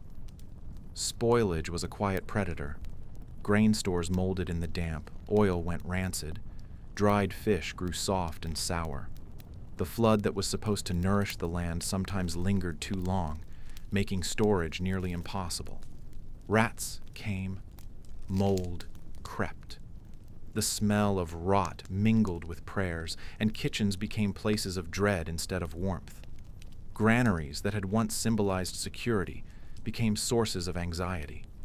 Built with great care, often near administrative centers or temples, they relied on climate, timing, and discipline. When the waters didn't recede properly, the earth stayed damp, walls weakened, insects multiplied. Grain that had taken months to grow spoiled in silence. Some silos collapsed completely. Others stayed upright but useless, their contents blackened or sour. Entire harvests, carefully counted, were lost before they ever reached a plate. People still opened the jars, still peeled back the waxed lids, hoping. And again they found disappointment, mold, stench, decay.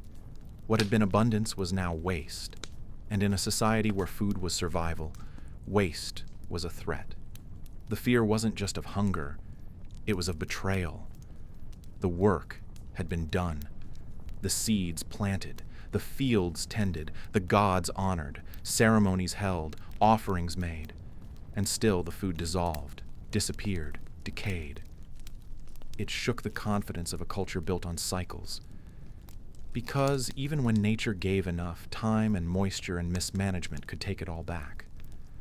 When rot took over, it did so quietly, insidiously.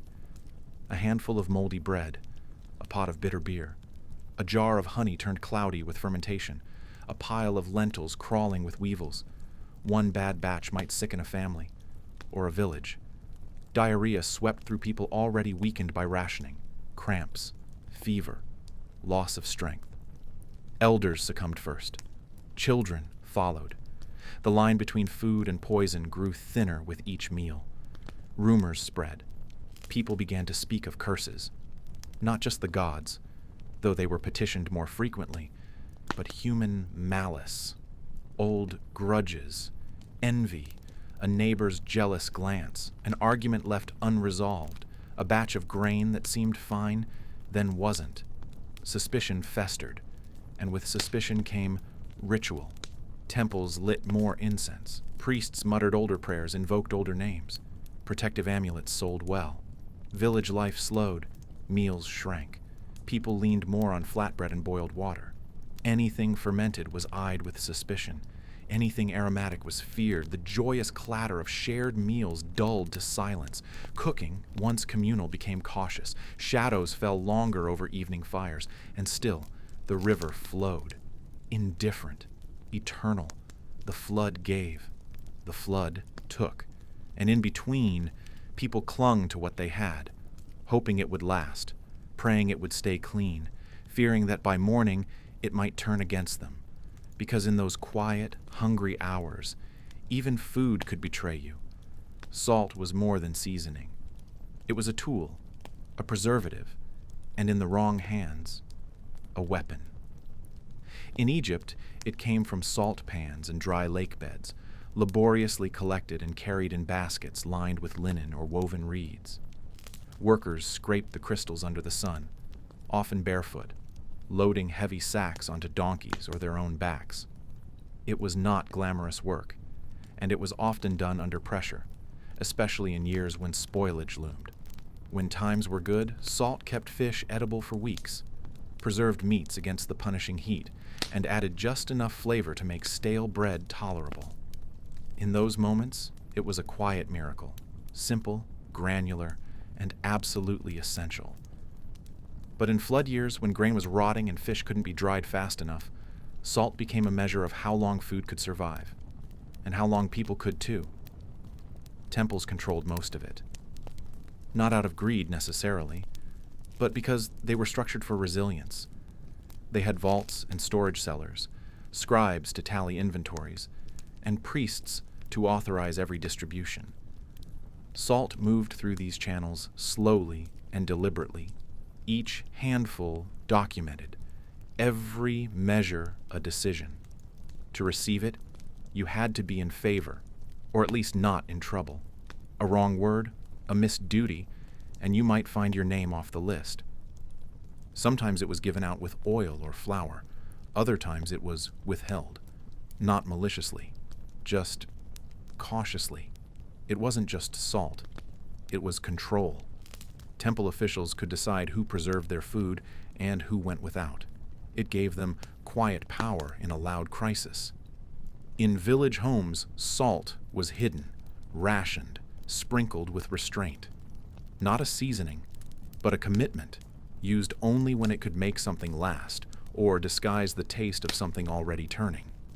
A piece of salted fish was as valuable as a loaf of bread. A pot of salted lentils could feed a family one more day, or one less, if someone took too much. Arguments began not over gold, but over how much salt was left in a jar, and whether someone had taken more than their share. In some homes, the jar itself was hidden in walls or buried beneath floor mats, not to hoard, but to protect it from envy or theft. Even in art, salt almost never appears. It wasn't grand enough for tomb walls or worthy of poetry, but it was in every kitchen, every storeroom, every equation of survival. It lived behind the scenes, quiet and necessary. No prayers were written for it, but its absence changed everything. When the Nile behaved, salt was ordinary.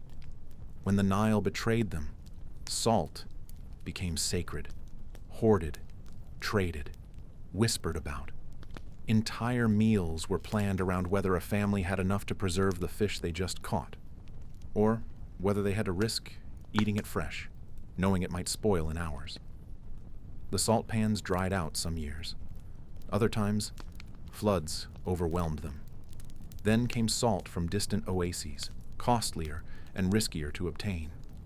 The roads were long, the caravans guarded, and every grain of salt arrived with a story and a price.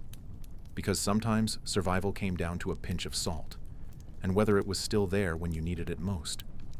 There were years when even the river felt indifferent, when the floodwaters returned not with renewal, but with rot. Fields that should have sprung to life instead drowned slowly beneath stagnant water. Seeds decomposed in their furrows. The silt turned sour, and the promise of harvest dissolved into silence. The river, once worshipped as a god, felt more like a ghost dragging its wet fingers across the land, undoing everything it once gave. This wasn't the dramatic famine of myths, no skeletal crowds or sudden collapse. It was quieter, slower, a wet, creeping despair, the kind that spread through rumors before it appeared in records. Farmers noticed first, Their boots sank deeper into the mud. The soil held too much water, not enough breath. The stalks came up thin, weak, already yellow at the tips. Birds came early, searching for food that hadn't grown. Even the animals sensed what was missing. Communities tried to stay optimistic. Some elders claimed it would pass, that the next season would be better. But their voices grew less confident with each shallow harvest. In village squares, people traded half rumors. Someone upstream had seen the flood peak too soon. Someone in another district said the temple had already rationed its grain. Someone else whispered that the priests were hiding supplies just in case. Storage rooms, once full, were measured by echo. Jars that should have overflowed held only dust. Baskets once stacked high with bread were left empty, woven reeds curling inward with disuse. And those who oversaw them, the scribes, the priests, the administrators, did their best to stretch what was left. Records show changes in grain rations, half allocations, adjusted weights, new formulas meant to make scarcity look like policy. But the people knew. You can't ration hope. You can't fill a bowl with clever math. At the riverbanks, prayers were whispered. Offerings were made, sometimes in secret. Families dropped tokens into the muddy water, asking Happy to remember them next season. Little carved fish, broken beads, scraps of bread, anything to show reverence, anything to beg for balance. But the river had already given what it would give, and it was not enough. And still, people went through the motions. Tools were sharpened, seeds were sorted, loaves were baked thinner, stews were made with more water and fewer beans. The rituals of life held barely, like thread pulled too tight. Children were taught how to work the soil that had failed them. Parents carried on with blank eyes, hoping that effort alone might coax mercy from the earth. Some families relocated, hoping for better fortune in nearby districts. Others stayed and grew silent. There were fewer songs in the evening, fewer gatherings. Even festivals, once marked by music and shared meals, became more like quiet prayers. Processions without joy, feasts without food. Because when the Nile betrayed them, food became more than a need. It became a memory, a ghost of what should have been, a hunger no prayer could fill. And under that pale sky, in the fields that had once fed a kingdom, people learned how to survive without expectation. Just enough. Just barely. Until the next season, until the river remembered them again. Even after the floods receded and the fields began to dry, the fear didn't go with them. Recovery wasn't immediate. A single bad season could echo for years. Seed stores had been used. Livestock had been eaten. Debts had piled up like sand against a ruined wall, quiet and immovable. The Nile may have calmed, but the people hadn't. The next planting season didn't bring relief. It brought risk. People had to decide whether to plant what little seed they had left or keep it to eat. It was a gamble. If the next flood failed again, there would be nothing left. No backup, no buffer. Hunger made gamblers of everyone, and the stakes weren't wealth. They were survival. Even when the waters behaved and the flood came just right, the soil wasn't always forgiving. Salt from repeated overflooding lingered and soured the ground. Crops sometimes sprouted weak and thin. Roots failed to take hold. Weeds overtook young shoots. Pest populations surged in the absence of natural balance. A single grasshopper could become a swarm. Birds raided shallow plantings. Mold crept into grain that hadn't dried fast enough. The memory of hunger wasn't just emotional, it was ecological. It lingered in the earth, in the air, in the nervous habits of a people who had seen food disappear. Villages took no chances. Granaries were watched more closely. Extra layers of sealing were applied. New rituals emerged, not from temples, but from kitchens, burning herbs over flour, whispering wishes before opening jars. People checked the river's color each morning, stared at the sky longer than they needed to. No movement was casual anymore. Temples resumed their festivals, but carefully. Music returned, but it sounded thinner, more tentative.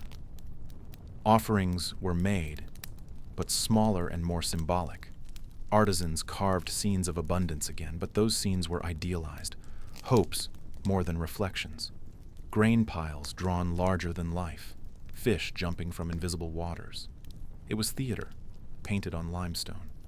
The country held its breath, hoping this year would be different, hoping the river would remember its role. But memory lingers, in the way people stored grain, in the way they watched the sky, in the way stories were told to children, warnings wrapped in myth. Hapi giveth, Hapi taketh. The flood could feed, or the flood could drown. In bedtime tales, the river was a character, sometimes generous, sometimes vengeful. Even in years of plenty, the shadow remained. That food could turn in a moment from gift to threat. That the same river that raised the harvest could also raise fear. It shaped decisions, how much to eat, how much to save, whether to marry, whether to trade. The flood's effect didn't end at the shoreline. It reached into homes, into prayers, into the cautious way a mother divided bread. And so Egypt endured, not just with ceremony, but with caution. The flood brought life, but it never stopped carrying risk. And the fear it left behind was not loud or dramatic. It was quiet, steady, and ever-present, like the river itself. When the flood finally receded, it didn't leave behind peace. It left behind questions. How much had been lost? How much had spoiled? Was the damage reversible, or would next year be worse? The waters gave, but they also erased. Borders between fields blurred. Markers washed away. Some villagers returned to find their land gone. Not stolen, just swallowed. Entire plots vanished beneath silt, or shifted entirely, claimed now by different hands or by no one at all. The landscape had changed, and with it, the rules. Food had to be recalculated. The remaining grain was gathered, sifted, and inspected. Much of it had turned soft in the damp, sprouting early or rotting altogether. The smell of mildew hung around storehouses like a warning. What was salvageable had to be dried quickly or lost. Families tried to make do. Small baskets of barley were sun-dried in courtyards. Mats were laid out. Even cracked pottery was used to spread thin layers of kernels in the hope of rescuing something, anything, from the flood's decay. Anything vaguely edible was saved. But the food no longer felt like sustenance. It felt like a countdown. Every meal was a subtraction, and there was mold. The quiet destroyer. Mold crept into loaves, into storage jars, into sacks tied shut with woven reeds. It arrived quietly and spread invisibly, turning crusts soft and hollowing out the centers of grain stores. Some ate the tainted food anyway, gambling on survival. Others got sick. There are no records of ancient Egyptians understanding toxins, but they knew when something had turned. They called it cursed, touched by wrongness. A meal could now carry consequences. What had once been a daily reassurance was now a risk. Families grew secretive. Meals were eaten in silence, windows shuttered. The scent of cooking could provoke envy. Or worse, those with grain pretended they had none. Some shared quietly and at great personal cost. Others did not. The village bond, strong in times of plenty, frayed in the tension of prolonged scarcity. The temples responded in the way they always did, with ritual. Offerings, chants, processions. The statues were washed, anointed, given bread and beer in golden bowls, meals the living could no longer afford. The gestures were symbolic, aspirational, maybe even defiant. But in the villages, people turned to older instincts. Elders told stories. Charms were hung in doorways. Meals were blessed not for thanks, but for protection. Every bite was a hope that it wouldn't be the last. There's no epic about these days, no grand inscriptions in stone. But these were the years that shaped memory, the years when the river's gift became its threat. And food, that most ordinary miracle, became a thing to fear. Children grew up watching their parents ration, barter, stretch, substitute, and they remembered. Even after the fields dried and the next planting began, the fear lingered. People planted quietly, hoped quietly, ate carefully. New canals were dug, new grain silos built, but the caution didn't fade. It passed down. Hunger taught lessons no scribe could record, because when you've known hunger, it never really leaves. It waits, in the corners of granaries, in the silence between meals, in the dreams of those who remember what it's like to be full only for a moment. And in Egypt, even with the Nile flowing again, that memory clung to the land like mist after floodwaters have gone. You could always tell who had enough, not by their clothes, not by their homes, but by how calmly they walked past the granaries. In a society built on ritual and routine, the absence of panic was its own quiet luxury. Calm was a privilege, and in lean years it became the only public sign of security. In times of stable floods, food wasn't just available, it was visible.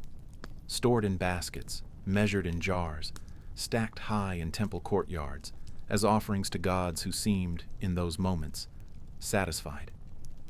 Abundance wasn't a theory. It was a daily fact. Scribes documented it with practiced precision. Farmers hauled it in reed baskets slung over worn shoulders. Priests blessed it in sunlit chambers where incense curled through the heat. Processions walked past towering piles of grain.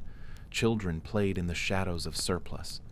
In good years, the air smelled faintly of flour and fire, and the people, from palace to field, believed that the cosmic balance was holding, that the gods and the river were in sync. But when things shifted, when the waters came too high or too late, or didn't come at all, grain disappeared from public view. It was hidden, locked, whispered about, stored behind closed temple doors or buried in cellars few knew existed. Food became quiet, and with that silence came suspicion. It wasn't just about survival. It was about perception. The way people glanced over their shoulders while entering storehouses. The way hands lingered over scales a moment too long. The way temple officials spoke in clipped tones. The wealthy had ways to protect themselves, connections to temple reserves, hidden caches, extra hands to grind grain and guard the gates, influence over scribes who could edit the records, or at least delay them. When the poor went hungry, the elite hosted meals, not lavish, but sufficient. Quiet gatherings, bread still warm, beer still thick and earthy. Clay platters wiped clean in small courtyards with closed shutters. Word spread. So did bitterness. Not shouted, not scrawled in stone. Just exchanged in glances and posture. A flicker in conversation. A silence where laughter used to be. A smile that didn't reach the eyes. Some families began baking at night. Smoke rose under cover of darkness. Meals were eaten behind woven curtains. Children were taught not to talk about what they ate or when. Even scraps were hidden, because a full plate in a hungry season was a liability. Envy grew sharper than hunger. It pierced the daily rhythm, turned neighbors into watchmen, friends into rivals. One loaf too many, and your house became a target. Not for thieves, but for rumors, which could be worse. And beneath all of it was the fear that no one would admit. That maybe next season, even they wouldn't have enough. That their names, carved into ledgers and sealed into tombs, wouldn't buy them another meal. That the gods might turn indifferent. That the river might not rise. That next year's granary keys would no longer hang from their belts, but from someone else's. Hunger was cruel, but the fear of hunger was quieter and more persistent. Ancient Egypt was not unfamiliar with inequality, but famine sharpened it. Every imbalance became more visible. Every omission became a signal. every meal a measurement of status, and every missed one a quiet humiliation. The social fabric stretched. It didn't tear all at once. It thinned. It frayed at the edges. In polite conversation, in how slowly someone chewed, in how quickly they looked away. There are temple murals showing lines of grain bearers, offerings piled high. But in the seasons when food turned scarce, those murals felt more like nostalgia than documentation. What was once truth became memory, and what was memory became myth. People still passed those painted walls, but they looked at them differently, not with pride, but with longing. And still, the Nile moved forward, unchanged, unconcerned, rolling past stone cities and silent villages, rolling past full silos and empty bowls, steady, slow, and endless. The river had its own rhythm. It never paused to notice who it fed and who it didn't. It gave when it wanted. It withheld when it didn't. And the people, counting their loaves, hiding their fear, lowering their voices, waited. Even the gods needed to eat, or so the people believed. In temples across Egypt, offerings were made daily. Bread, beer, onions, meat when available, fruit when in season. These weren't symbolic gestures. They were treated as real meals presented on polished altars, whispered over by priests in hushed tones, then taken away once the gods had, in theory, consumed their essence. Afterward, the food would be redistributed. The priests would eat it. Temple staff would share it. What had been sacred became practical again. In this way, religion and hunger moved in the same circle, blurring the line between the divine and the daily. But during bad flood years, even the gods went on rations. Shrines received less, smaller loaves, thinner beer, fewer jars. Meat vanished altogether. Certain temples, especially those in smaller towns and outlying regions, fell quiet. The rituals became sparse. In some places, offerings stopped altogether. Not out of sacrilege, but scarcity. There simply wasn't enough to give. And when the gods weren't fed, people began to worry. Not just spiritually, but practically. Would the gods be offended? Would they punish the next season? Would the floods retreat even further? Was the silence of the shrine a warning, or simply a reflection of human limitation? Priests did what they could. They lengthened prayers. They reused offerings, reheating bread and pouring the same jar of beer twice. In some places, they staged processions with empty trays, rituals of abundance when there was none. Hollow performances became necessary theater. The appearance of devotion became more important than the offering itself. The gods, it was believed, would understand. Or perhaps they wouldn't. But the people needed to try. Because the idea that the gods might abandon the land entirely was too much to bear. Temple precincts, once bustling with preparation and song, grew subdued. Incense still burned, but with less frequency. Statues were still anointed, but with thinner oils. Musicians still played, but fewer joined them. The walls echoed differently. The sound of scarcity reached even the inner sanctuaries. Stone columns still stood, eternal and unmoved, but the space between them seemed wider. The temples were supposed to be the last line of stability, anchored in time, anchored in faith. Their doors opened each morning with practiced ritual, their fires lit with sacred flame, their records precise, their architecture eternal. But when the granaries ran low, even those places of power began to shrink, and the people noticed. Not in loud complaints, but in quiet glances, in smaller crowds, in shortened ceremonies, not because they stopped believing. Belief did not vanish, but belief had always lived side by side with fear. It had always worn two faces, hope and anxiety, devotion and doubt. And during the worst years when the fields cracked and the granaries echoed, it was hard to tell which emotion was doing more of the feeding.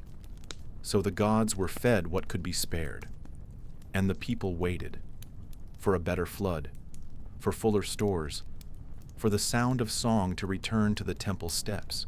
And in that waiting, they listened to the silence, and they hoped it wasn't permanent. By the time the floodwaters finally receded, they often left more than silt behind. They left rot, stagnant pools, insects, disease, and spoiled food, grain stores dampened and ruined, fish washed ashore too long ago to be safe, vegetables bloated and gray. What had once been the promise of life became a slow-moving aftermath of decay. A wet world that should have fed the living instead fed mold, bacteria, and despair. Spoiled grain was a quiet disaster. On the surface, it looked edible. But inside the sacks, moisture had crept in, deep and irreversible. Mold took hold. Sometimes it was invisible. Sometimes it was green and black and bloomed like a warning flag. Families desperate for food didn't always notice or didn't care. They ground it anyway, baked it into bread, fed it to children, ate it themselves, and paid the price slowly over days or weeks with cramps, fever, confusion. They couldn't always name the sickness. They just knew something was wrong. Illness spread quietly. There are no medical records listing food poisoning, no official tally of stomach sickness or chronic infection. But there are signs, burial spikes in certain years, coinciding with periods of flood failure or excessive inundation.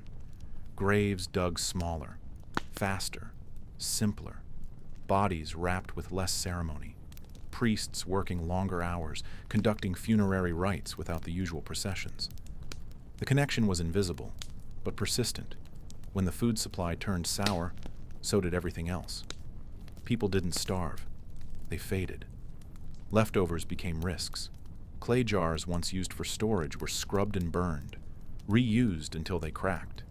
Pests found their way in, rats and insects, moths and mildew. There was no plastic, no refrigeration, no guaranteed safe space. Every household managed their stores as best they could, inspecting, sorting, sometimes discarding, but rarely without hesitation. No one wasted anything, but everything was suspect. Bread went stale fast. Beer turned thick and bitter, then sharp. You could taste the spoil before you could see it. But you drank it anyway, hoping it was only the flavor that had turned. Sometimes it was. Sometimes it wasn't. These weren't dramatic collapses. They were slow, creeping. The kind of decay you don't notice until it's everywhere. A jug that leaks, a grain sack that smells wrong, a loaf that makes your stomach twist. People didn't fall all at once. They fell in ones and twos, quietly, in their homes. Children who didn't wake up, elders who weakened day by day, and in the middle of it all, life went on, because it had to. And as people grew weaker, faith shifted. Prayers to the gods included more pleas, less praise. Temples remained open, but offerings grew smaller. Less bread, less beer. Hopes narrowed, adjusted. The gods felt farther away when your food made you sick. Some must have wondered if the river's generosity had been a trick all along, a cycle designed to give and take in equal measure. The Nile gave grain. The Nile gave sickness, and no one could separate one from the other. Some villagers may have blamed each other. Others blamed unseen forces, spirits, curses. But the river remained unmoved. It returned every year, as it always had, washing away the old season and preparing for the next. People hoped it would be better next time. They always hoped. The flood gave life, but it also gave ruin. Wet ruin. Soft, rotting ruin that crawled into kitchens and temples, homes and storehouses. It didn't destroy with fire. It destroyed with damp. And by the end of each season, the difference between the two wasn't always clear. The flood shaped more than the fields. It shaped how people remembered. In temples, on tomb walls, and inside quiet scrolls of papyrus, the story of food, its presence, its absence, its power, was woven into ritual and record. Because when survival depended on a river, memory had to be careful. Memory had to carry warnings. It wasn't enough to remember abundance. The lean years had to echo. After a bad flood, people didn't just rebuild. They reevaluated. Granary doors were reinforced. Measurement tools recalibrated. Storage pits were redug, sometimes in secret. Farmers offered extra grain to temples not just as thanks, but as insurance, a kind of spiritual savings account. And the scribes, those quiet record keepers, etched the details of drought and failure into lists and tallies so dry they almost disappear. But they didn't. They stayed. Tucked between tribute lists and harvest ledgers were lines that meant everything. Fewer loaves, fewer workers, fewer days. You can see it in the math, in the reduced temple offerings for a season, in the sudden dip in cattle sacrifices, in the shrunken lists of workers who received their ration of bread and beer. Every line a quiet admission. The river failed us. And when the river failed, the gods had to be persuaded, the people had to endure, and the systems had to stretch. Bread portions were halved. Festival preparations delayed. The grand machinery of Egypt slowed down, but never fully stopped. That was the power of habit. Even when starving, people kept records. Children grew up hearing about the bad years, not as bedtime stories, but as background noise. Adults spoke in fragments. That was the year the fish vanished, or the bread was half ash that winter. These weren't dramatic tales. They were tired memories, heavy, worn smooth by repetition. Even laughter bent around them, never quite reaching full joy. Teachers taught the flood calendar with a pause where the bad years went.